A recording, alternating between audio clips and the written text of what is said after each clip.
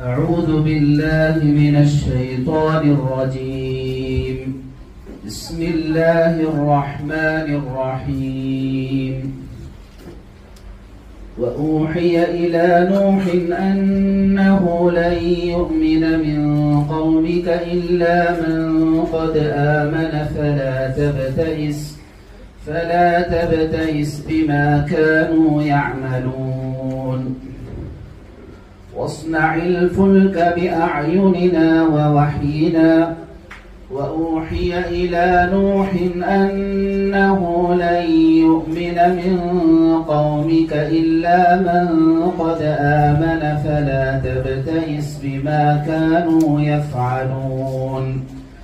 واصنع الفلك بأعيننا ووحينا ولا تخاطبني في الذين ظلموا إنهم مغرقون. ويصنع الفلك وكلما مر عليهم ملأ من قومه سخروا منه قال إن تسخروا منا فإنا نسخر منكم كما تسخرون. فسوف تعلمون من يأتيه عذاب يخزيه ويحل عليه عذاب مقيم. حتى إذا جاء أمرنا وفاردت النور قل نحمل فيها من كل زوجين اثنين وأهلك إلا من سبق عليه القول ومن آمن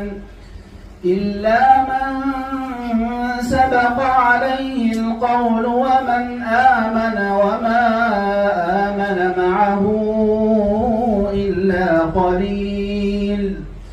وقال اركبوا فيها بسم الله مجريها ومرساها إن ربي لغفور رحيم. وهي تجري بهم في موج كالجبال.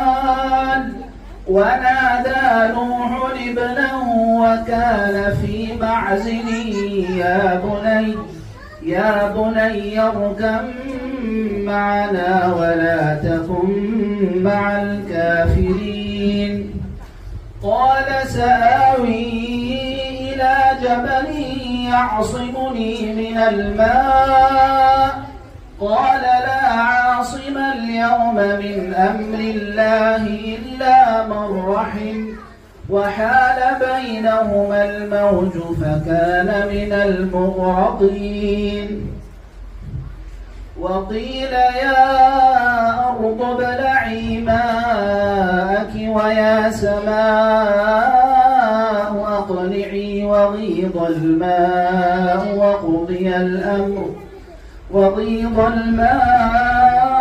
وقضي الأمر واستوت على الجود.